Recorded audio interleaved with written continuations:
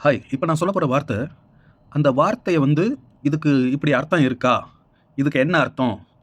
அப்படின்னு இதுக்கு அர்த்தத்த தேடணும் அப்படின்னு தோணவாவது செஞ்சிருக்கா இதுவரைக்கும் யாருக்காவது? ஏன்னா, இதுவரைக்கும் நானும் அந்த வார்த்தைய யூஸ் பண்ணியிருக்கேன். நெறைய பேர் யூஸ் பண்ண கேட்டுருக்கேன். பட் எனக்கு இந்த வார்த்தை வந்து நம்ம யூஸ் பண்ணிட்டு இருக்கோமே, இதுக்கு அர்த்தம் என்ன? அப்படின்னு தேடுற அளவுக்கு கூட தோணுனதே கிடையாது. இதுக்கு அர்த்தம் என்ன கண்டுபிடிக்கணும் அப்படின்னு கூட தோணுனது கிடையாது. உங்களுக்கு தோணியிருக்கான்னு சொல்லுங்க. அதாவது நம்ம இப்போ மேக்ஸிமம் எல்லாரும் அந்த வார்த்தைய யூஸ் பண்ணியிருப்போம். ஒரு எந்த ஒரு விஷயமா இருந்தாலும் ஒரு யூஸ் பண்ணியிருப்போம். அந்த வார்த்தை வந்து என்ன லாங்குவேஜ்ன்னு கூட நம்ம சிந்திச்சிருக்க மாட்டோம். அது தோணியிருக்காதுன்னு நினைக்கிறேன். ஏன்னா இதுவரைக்கும் எனக்கு தோணுனதில்ல. இந்த வார்த்தை வந்து இங்கிலீஷ் வார்த்தையா? தமிழ் வார்த்தையா? என்ன லாங்குவேஜ் இது? எப்படி வந்து இந்த வார்த்தை வந்திருக்கும்? இந்த வார்த்தைக்கு அர்த்தம் என்ன?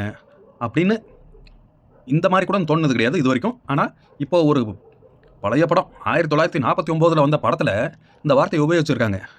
அப்பதான் எனக்கு தோணுச்சு, ஓ! இந்த வார்த்தை அப்பைலேருந்து யூஸ் பண்றாங்கன்னா, இது தமிழ் வார்த்தை தானா?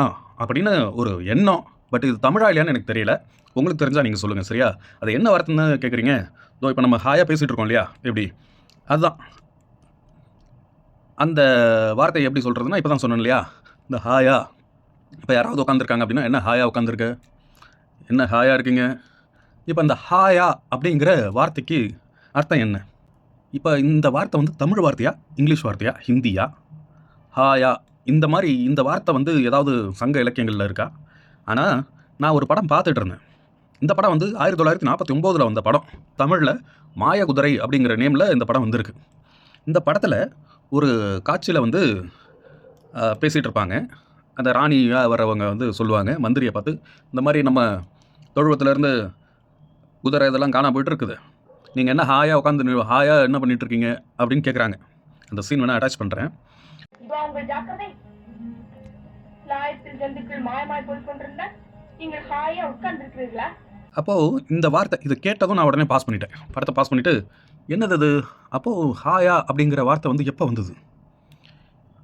எந்த காலகட்டங்கள்ல இந்த வார்த்தை வந்து ஆரம்பிச்சிருக்கும்? எதனால அப்படி சொல்றாங்க? ஒருவேள அந்த படத்துல வந்து சும்மா பேச்சு வாக்குல டயலாக். ஏன்னா அது ஒரு பீரியட் படம். சங்ககால படம். ஒரு மாய குதிரை, ராஜா, ராணி அந்த மாரி இருக்கிற காலகட்டம்.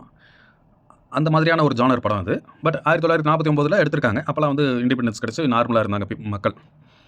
இப்ப இந்த சங்க கால படம், ராஜா காலத்து படம் அப்படிங்கும்போது, இதில டயலாக்கு ரொம்ப தூய தமிழ்ல எல்லாமே இருக்கணும். அந்த இத பேசாம இவங்க பாட்டு ஹாயா அப்படியே பேசிட்டாங்களா? டயலாக்க பேசிட்டாங்களா? அப்படின்னு ஒரு சந்தேகம் வருது. அதனால தான் எனக்கு இந்த சந்தேகம். யாருக்காவது தெரிஞ்சா சொல்லுங்க. இந்த ஹாயா அப்படிங்கிறதுக்கு தமிழ் அர்த்தம் என்ன? இல்ல இது தமிழ் வார்த்தை தானா?